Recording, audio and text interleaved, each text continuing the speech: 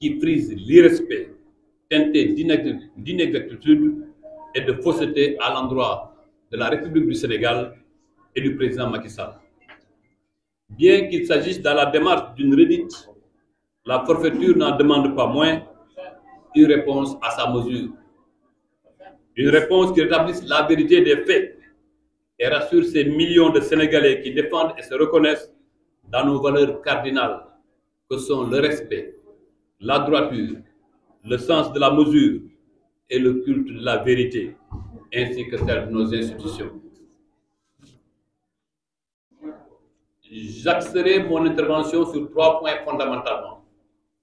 Le premier, soutenir, comme Ousmane Sonko, que le Sénégal retire son contingent militaire du Mali parce que la France l'a fait, est simplement une contre-vérité, une grossièreté choquante. En effet, le Sénégal, sous le président Macky Sall, a pris la décision souveraine, dans le cadre d'abord de la mission de soutien au Mali, et ensuite à travers la MINUSMA, de mobiliser le deuxième plus grand contingent avec 1300 hommes et femmes pour contribuer à la stabilité et sécurité de ce pays ami et frère avec lequel nous partageons, au-delà de l'espace géographique, la même histoire et la même culture. Ousmane Sonko ignore manifestement que dès les premières heures de la crise au Mali en 2013, avant même l'intervention de l'Organisation des Nations Unies, les troupes sénégalaises se sont engagées sur le terrain des opérations au Mali d'abord au sein de la mission de la CEDEAO, communément appelée MISEMA, puis celle de l'Union africaine.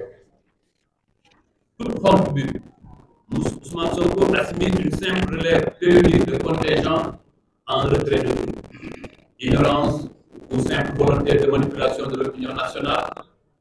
Cette position que les gens les moins avertis comprennent aisément est confirmée par le communiqué de presse numéro 203 du 18 août 2022 de la Direction de l'information et des relations publiques des armées sur la rotation périodique des contingents sénégalais engagés au Mali et au sein de la MINUSMA.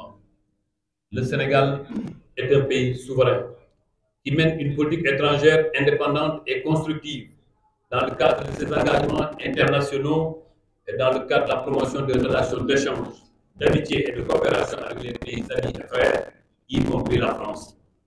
Toutefois, il y a lieu de noter que pour la première fois de notre histoire, un homme politique est amené pour assouvir ses ambitions personnelles à interpeller nos forces armées avec autant de légèreté et de désinvolture.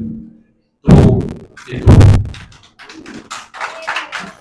Au demeurant, soutenir comme Ousmane Sonko que le président Macky Sall est le candidat de la France pour un 3e mandat et le porte-voix de l'Élysée dans plusieurs dossiers pour le Sénégal et l'Afrique de manière générale est une insulte aux valeurs et à la grandeur de l'Europe sénégalaise que l'histoire se chargera de sanctionner. Bien évidemment, cela à la mesure de la prophétie.